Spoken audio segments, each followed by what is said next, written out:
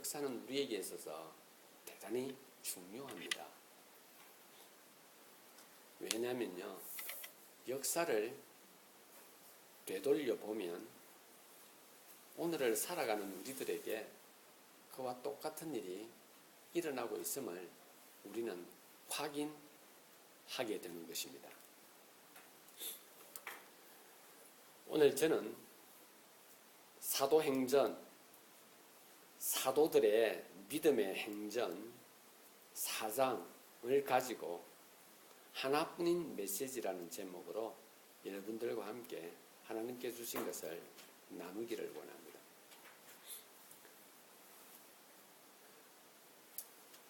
중국에서 15년 전에 시작한 알리바바, 아마존과 같은 온라인 거래 회사이죠.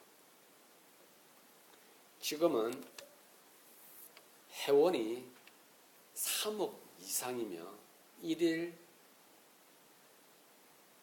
접근하는 인구수가 약 1억 명 이상이 되는 알리바바의 창시자, CEO로 있는 마윈이라고 하는 사람이 이런 이야기를 합니다.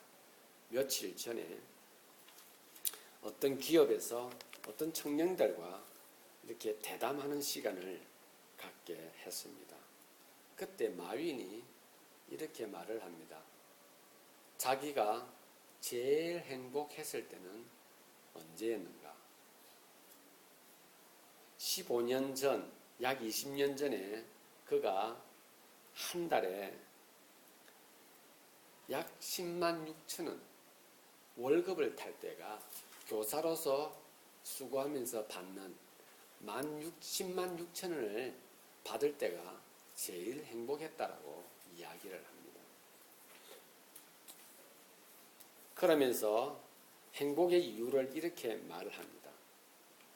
돈을 조금만 더 모으면 이제 출퇴근하는 자전거를 이제 살 수 있다라는 계획을 가지고 꾸준히 그 작은 돈이지만은 쪼개고 쪼개서 자전거를 살려고 구비했고, 그리고 이제 조금만 더 가면 자전거가 살 수 있다는 그 행복감에 그 삶이 행복하고 짜릿했다고 합니다.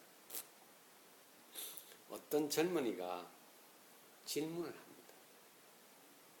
마윈 회장님, 그렇다면 지금 제가 21살인데 내 청춘하고 회장님이 가지고 있는 재산하고 지금 바꾸라면 바꿀 수 있겠습니까? 라고 하니 마윈 회장은 한순간도 지체하지 않고 내가 그렇게 하고 싶다라고 말합니다. 그러면서 그가 이렇게 이야기를 합니다. 많은 돈을 벌면 벌수록 사회에 해야 할 일이 많고, 돈을 많이 가지면 가질수록 내가 중국에서 최고의 부자가 되어지고 세계에서 최고의 부자가 되어진다고 한다면 나는 중국에서 세상에서 제일 많은 책임을 지고 살아야 한다라고 그가 말을 했습니다. 그러면서 그 청년에게 이렇게 말을 합니다. 너의 청춘과 내가 가지고 있는 이 40조 이상이나 되는 이 돈을 너와 바꾸는 순간에 내가 후회하는 것이 아니라 너는 당장 후회하게 될 것이라고 말합니다. 우리는 언뜻 들으면 그것이 이해되어지지 않으나 저는 참 그것이 이해가 되어졌습니다. 마윈 회장이 어떤 사람이냐? 세계 갑부의 13위 안에 드는 사람이고 그의 재산은 약 46조 원이 됩니다. 대한민국의 1년 국방 예산, 2015년 국방 예산이 37조 원이었다고 한다면 마윈은 우리나라 국방 예산보다 더 많은 돈을 가지고 있는 갑부입니다. 그가 그렇게 말했던 것이죠. 저는 그 이야기를 들으며 마윈에 대해서 생각을 한번 해보았습니다. 그러면 지금은 안 행복한가? 라고, 그렇게 많은 돈을 가지고 있는데 안 행복한가? 라고 제가 대질문을 해보니 제가 마윈이 되어서 내가 답을 할 수가 있었습니다. 이유는 그 책임을 감당해야 할 압박감은 자전거 한 대를 사기 위하여 열심히 살아가고 있는 그때의 그 행복감에 비하면 이거는 너무나 지옥 같은 거예요. 너무나 지옥 같은 거예요. 그 압박감에 어떤 잠을 잘 수가 없다는 것입니다. 그에게 있어서 삶의 동력은 무엇이었습니까? 그 젊은 시절에 한 달에 16만 원을 받으면서 그것을 쪼개서 이제 조금만 더 모으면 자전거를 살 수 있다고 하는 것이 그에게 사는 삶의 동력이었다고 한다면 지금 저 엄청난 돈을 벌고 있는 저에게서 삶의 동력은 무엇인가? 없다라는 겁니다. 유지해야 하고 관리해야 하고 돌아봐야 하고 끊임없이 숫자와 싸워야 하고 끊임없이 사람들의 마음을 캐치해 나가야 할 그 압박감엔 행복하기보다는 답답하고 괴롭고 슬프다라는 것입니다. 사랑하는 지체 여러분, 제가 지금 이 말씀을 드리는 이유는 우리는 인생을 살아가면서 하나의 메시지로 살아가게 됩니다.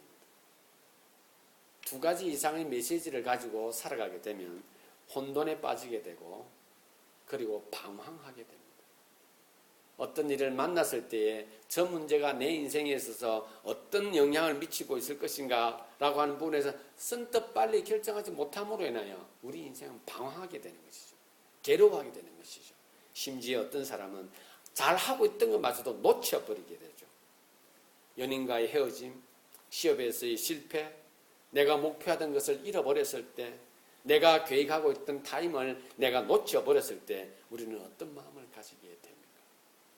하나뿐인 메시지 앞에서 내가 튼튼하고 그것을 붙잡으려고 하는 것이 나의 삶의 동력이었다고 한다면 실패가 나를 머뭇거리게 하지 않을 것이며 잃어버린 시간 때문에 나를 고통스럽게 만들어 가지는 않을 것입니다. 왜냐고요? 메시지라고 하는 것은 나만을 위한 것이 아니라 그 메시지를 통하여 많은 사람과 함께 공유할 수 있는 것이 무엇인가라 생각할 그때에 그 메시지는 사람을 이끌게 되어 있는 것입니다. 그런데 오늘 본문을 보게 되면은 이 세상에 만들어지고 있는 메시지가 두 가지 메시지가 있습니다. 하나의 메시지와 또 다른 메시지가 오늘 본문에 잘 표현되어져 있습니다. 그래서 오늘 저는 이 본문을 통하여서 우리가 가지고 있는 메시지가 어떤 메시지인가 한번 살펴보고 하나님께서 우리에게 어떤 메시지를 주었는지 한번 생각해보는 시간을 갖도록 하겠습니다. 두 가지 메시지 중에 첫 번째 메시지는 바로 자기만을 위한 메시지입니다. 다 같이 한번 5절 6절을 한번 볼까요? 5절 6절에 이렇게 기록되어 있습니다. 이튿날 관리들과 장로들과 서기관들이 예루살렘에 모였는데 대제사장인 안나스와 가야바와 요한과 알렉산더와 및 대제사장인 문중이 다 참여하여 라고 기록되어져 있습니다. 제가 지금 이스라엘 유대인의 역사와 이 배경을 잠시 말씀을 드리겠습니다. 여러분 사도행전 1장에서 2장으로 넘어갈 때 예수님의 성천이 기록되어져 있습니다. 그 유명한 사도행전 1장 8절이 기록되죠. 너희는 내가 너에게 성령을 허락할 것이라고 이야기를 합니다. 그리고는 2장에 성령의 역사를 합니다. 그리고 수많은 사람들이 자기 그만 챙기던 그 가난한 시절에 서로 떡을 떼며 날마다 교회에 모여서 서로 격려하며 떡을 나눕니다. 그리고 3장에 이런 기록이 나옵니다. 베드로와 그의 동료들이 기도를 하러 가는 곳에서 평생을 안전뱅이로 지내는 사람이 무엇인가 얻을까 하여서 그에게 손을 내밉니다. 좀 도와달라고 이렇게 말을 합니다. 그때 베드로가 그의 얼굴을 보면서 이렇게 말하죠. 내게는 은과 금은 없으나 주 예수 이름으로 일어나 걸어라라고 이야기를 합니다. 그때 그 안전뱅이는 일어나서 걷게 됩니다. 그리고 그 자리에서 베드로는 메시지를 선포하게 되고 하루에 예수 그리스도를 자신의 구세주로 영접하는 침례받는 숫자가 3,000명에 이르렀다고 이야기를 합니다. 그리고 4장 4절을 다 같이 한번 보시기를 바랍니다. 4장 4절을 보게 되면은 이런 기록이 있습니다. 말씀을 들은 사람 중에 믿는 자가 많으니 남자의 수가 약 5천이나 되었더라. 여러분, 그 당시 예루살렘에 시민의 숫자가 얼마나 되었을까요? 지금 1세기도 아닙니다. 약 AD 한 60년 정도 되는 그 시대입니다. 얼마나 되었을까요? 그 중에 베드로가 날마다 말씀을 전할 때마다 숫자는, 성경에서 기록되어 숫자는 늘 남자, 장성한 남자만 기준으로 셉니다. 얼마나 많은 사람들이 말씀에 반응하고 그 말씀으로 인하여 그들의 삶의 방향을 결정하고 있었는가 하는 것을 보게 됩니다. 오늘 본문을 보게 되면은 그들이 지금 그러한 중에 붙들려서 산헤드린 공회 앞에 서 있습니다. 지금 유대는, 이스라엘 민족은 어떤 상태입니까? 로마의 지배하에 있습니다. 그런데 로마는 세계 전역 유럽과 그리고 서남아시아와 유럽의 남부 지역을 그들이 점령을 하면서 그들이 모든 것을 빼앗아갔느냐? 그렇지 않습니다. 그들은 각 지역에 군사 도로를 놓았을 뿐만 아니라 그 민족이 가지고 있는 종교를 그들이 파헤치지를 않았습니다. 몰살시키거나 제거한 것이 아니라 장려를 해주었습니다. 특별히 이 유대민족, 유일신을 믿는 그 유대민족에게는 이러한 특별한 은혜를 베풀었어요. 그 나라에서. 무엇을? 바로 그 나라 자체 내에서 일어나고 있는 모든 일들에 대해서 스스로 판단하고 결정할 수 있는 자치권을 주었습니다. 그 권을 가지고 있는 단체가, 기관이 바로 산헤드린 공회라는 곳입니다. 로마가 가지고 있는 어떤 사람에게, 죄인에게 대해서 사형할 수 있는 사형권만 그들에게 주지 않았을 뿐 모든 권세를 그들에게 다 몰아주고 있었고, 그들이 바로 산헤드린 공회였습니다. 지금 우리가 읽은 5절, 6절에 있는 내용이 바로 지금 유대민족이 그것을 위하여서 산헤드린 공회가 모였다고, 산헤드린 공회가 소집되었다고 하는 것을 말해 주고 있습니다. 여러분, 산헤드린 공회라고 하는 것은 지금 이 시대로 생각을 하면은 입법, 사법, 행정을 동시에 다 가지고 있는 권력을 말하는 겁니다.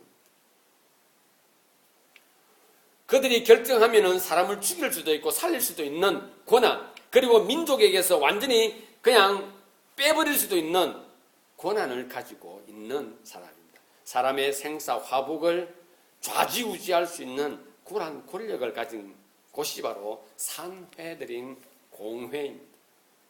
지금 이들이 예루살렘 지역에, 그 수도 지역에 엄청난 센세이션을 일으키고 있는 베드로와 그 제자들의 행적 때문에 산헤드린 공회가 지금 급하게 소집이 된 것을 말해주고 있습니다.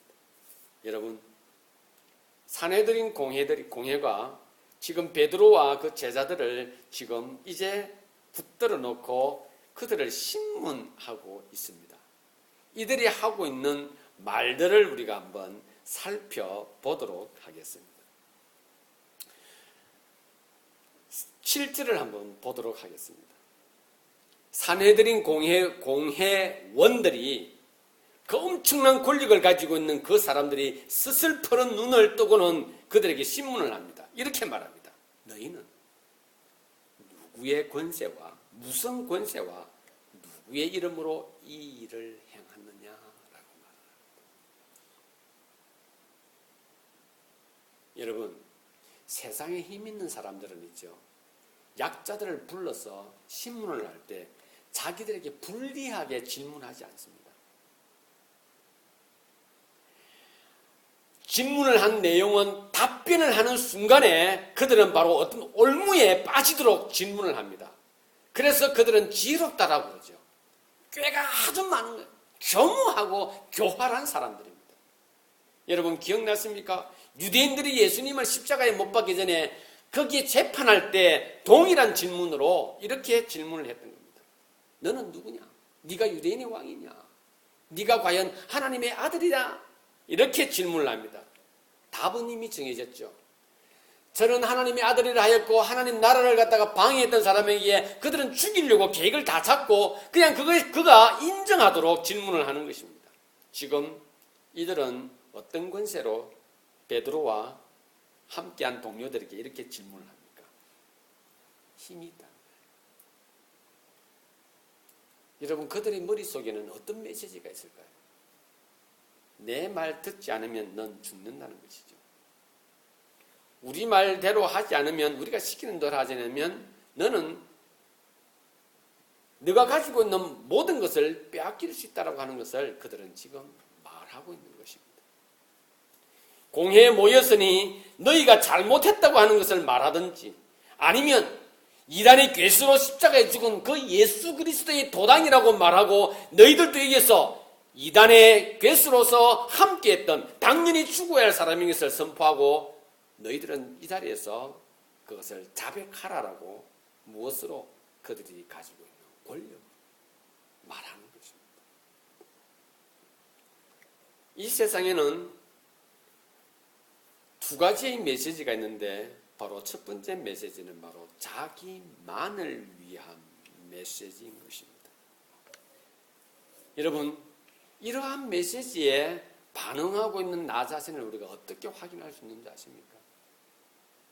생소 화복, 나의 성공과 실패를 좌지우지할 수 있는, 나의 화와 나의 가난과 나의 분을 갖다가 좌지우지할 수 있는 사람의 그 메시지에 내가 과연 반응하고 있는가 반응하고 있지 않는가 하는 것을 어떻게 알 수 있는지 아십니까? 그것은 바로 내가 어떤 사실에 대해서, 내가 어떤 사람에 대해서 압박을 받고 있거나, 아니면 어떤 사실과 어떤 내용에 대해서 내가 불안해하고 있다면 우리는 자기만을 위한 메시지에 초점을 맞추고 사는 사람인 것입니다. 여러분, 잘 살아가다가 어떤 일이 발생되거나 어떤 사건이 발생되었을 때 우리는 순간 압박감에 빠져듭니다.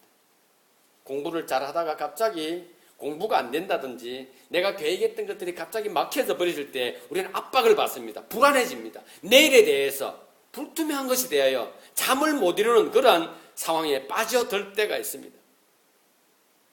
나의 메시지가 어디를 향하여 있는가 하는 것을 확인하는 순간입니다. 자기만을 위한 메시지였죠. 저것을 붙잡아야만이 나는 그 다음 단계를 갈 수 있고 저것을 해야만이 나는 성공의 가도를 달려갈 수 있는데 내가 그것을 놓쳤기에 불안한 겁니다. 다른 사람은 그 길로 달려가고 있고 잘 가고 있기에 나는 불안해지는 것이고 압박감에 빠져들게 되는 것입니다. 자신만을 위한 메시지에 내가 반응하고 있다고 하는 것을 어떻게 확인할 수 있습니까? 자기를 힘들게 하고 있는 사실이나 자기를 어렵게 만들고 있는 이웃의 나에게 있다면 우리는 자신만을 위한 메시지에 우리는 반응하고 있는 것입니다. 우리는 오늘도 이 자리에 모여서 하나님을 예배하고 하나님을 찬양하고 하나님의 이름을 통하여 우리는 복을 누리기를 간절히 소망을 합니다. 기억하시기를 바랍니다. 오늘 이 본문에 나와 있는 베드로와 사도, 그와 함께한 사도들이 어떠한 메시지 가운데서 이 엄청난 권력을 가지고 있는 산헤드린 공회 앞에서 그들이 가지고 있는 메시지를 선포하는지, 자신만을 위한 메시지를 가지고 있는 그들은 누구든지 그들은 죽일 수 있고 살릴 수 있고 가난하게 할 수도 있고 부하기도 할 수 있다고 하는 것 때문에 그들은 큰 소리를 치면서 우리들에게 접근하고 있을 뿐만 아니라 우리는 그 메시지에 동의하고 있다고 하는 것을 절대로 말하지 않습니다. 난 저 사람에게 동의하고 난 저 나쁜 사람에게 난 지를 떨고 있다고 말하지 않습니다. 내가 나에게 일어난 일, 나에게 위협을 주고 있는 그 사람에 대해서 내가 어떤 마음의 움직임이 있는가 하는 것을 확인하는 순간에 우리는 바로 그 메시지에 나도 찬성합니다. 나도 그 메시지를 따라 살아가고 있습니다 하는 것을 인정하는 것입니다. 두 번째, 오직 하나뿐인 메시지죠. 그것은 두 번째 메시지, 그것은 바로 모두를 위한 메시지입니다. 나뿐만 아니에요. 우리 모두를 위한 메시지가 바로 하나뿐인 메시지일 뿐만 아니라 이 세상에 존재하는 그 두 번째 메시지가 되는 것입니다. 이 메시지를 가지고 있는 사람들의 힘의 근원은 어디에 있다고 생각할까요? 바로 하늘입니다. 모든 힘은 하늘로부터 시작되어진다라고 말하고 있습니다. 여러분 다 같이 3장 1절에서부터 10절을 한번 보도록 하겠습니다. 제가 읽어드리진 않겠습니다. 잘 아는 내용입니다. 기도하는 중에 베드로가 기도하러 가는 중에 안전뱅이가 손을 벌려서 좀 도와주세요 할 그때에 베드로가 그의 얼굴을 보고 그의 모습을 보면서 내게는 은과 금은 없으나 나사렛 예수의 이름으로 명하노니 일어나 걸으라. 이것이 여기 있는 내용입니다. 여러분,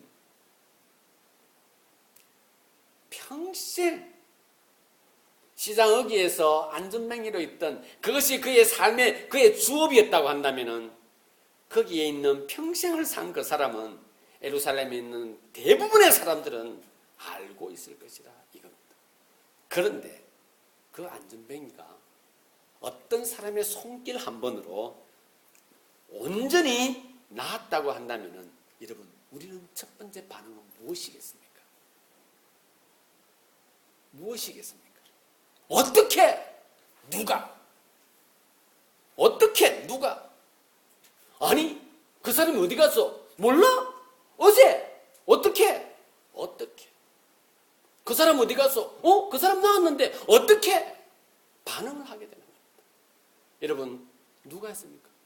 베드로가 했어요. 자신만을 위한 메시지, 가지고 있는 권력, 엄청난 권력으로 한 사람의 생사화복을 주관할 수 있는 그 사람들이 베드로와 그 사도들을 베드로 앞에서 질문을 합니다. 무슨 권세와 누구의 이름으로 이 일을 행하였나라고 할 그때에 9절에 8절부터 9절 10절에 베드로가 이렇게 말을 합니다. 내가요 하지 않습니다. 제가 어제 만졌으니까 걔가 일어났어요 라고 하지 않습니다. 여러분, 베드로는 한순간에 지금 유명해질 수 있는 기회가 닥쳐왔습니다. 산헤드린 공회가 모였다면 지금 이 시대로 치면 전 세계 중계가 될 뻔한, 아니면 그 나라를 모든 방송을 잡으면 모든 매스컴에 총 집중되어져 있는 순간입니다. 내가 했는데요. 그럼 정인이 한두 명이겠습니까? 그 순간에 그 기습적인 순간을 본 사람이 남녀노소 불문하에 한두 명이었겠습니까? 정인들은 말하지 않아도 나오게 되는 겁니다. 왠 줄 알아요? 내가 그 사실을 봤다는 것은 그도 자랑스러운 거예요. 그런데 베드로는 내가요 하지 않습니다.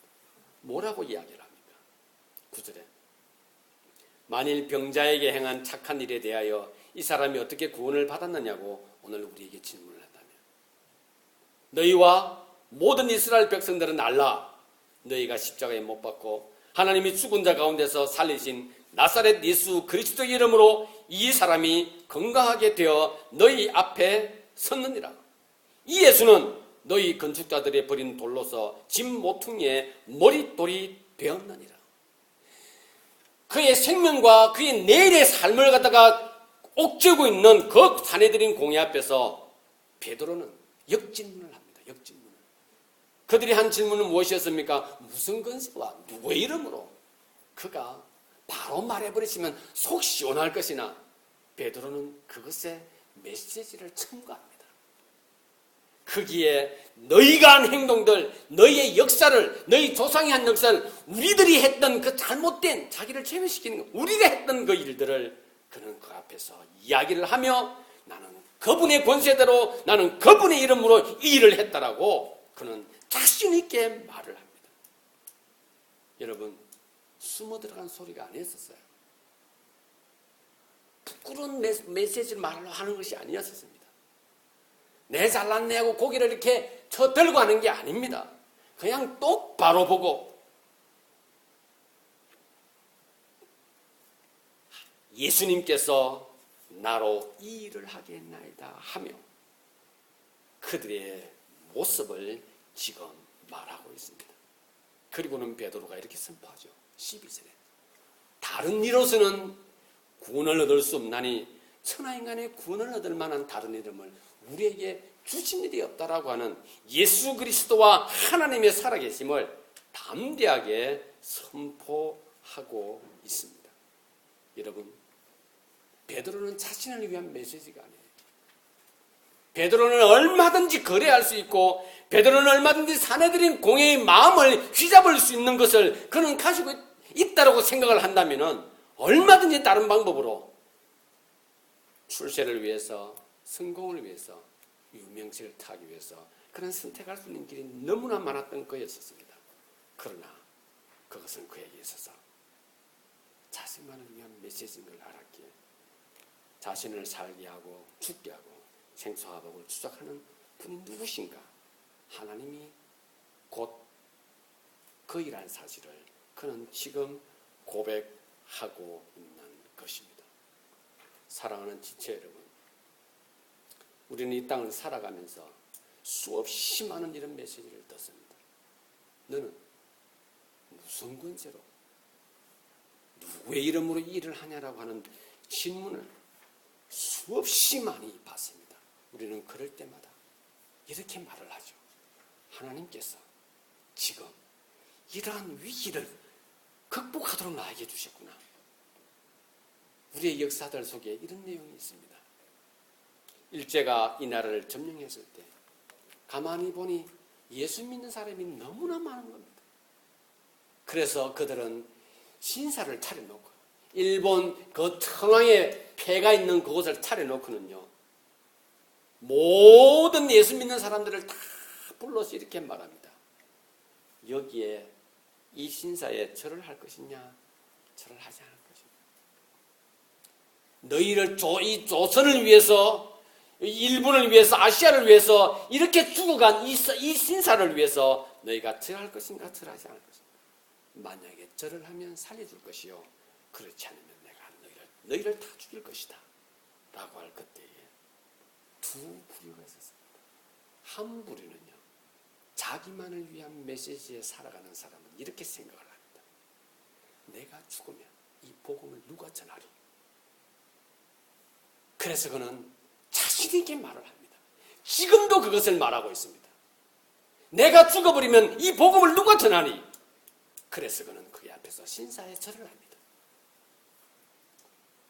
일본 천황 만세하며 절을 합니다. 또 한 메시지를 가지고 있는 부류가 이렇게 말을 합니다. 일본 순사 앞에서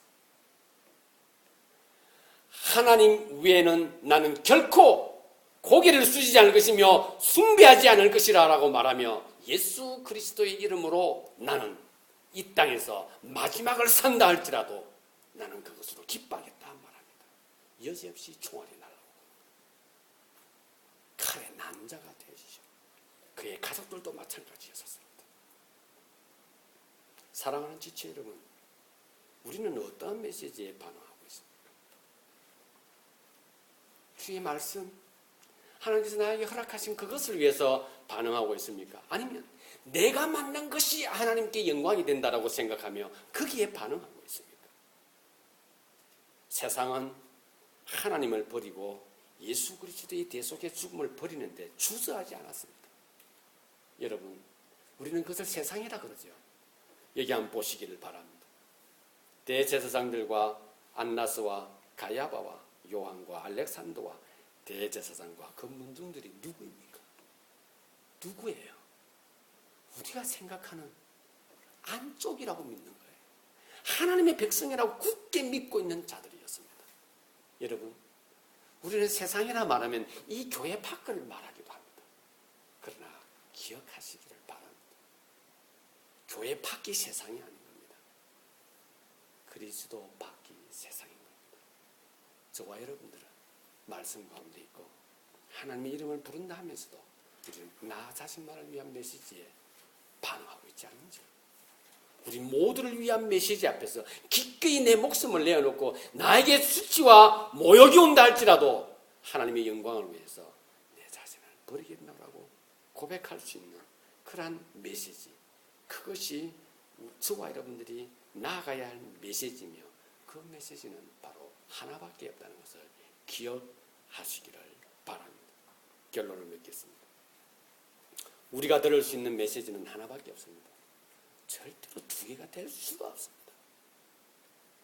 요한일서 2장에 보게 되면 너희는 세상을 사랑하지 말라.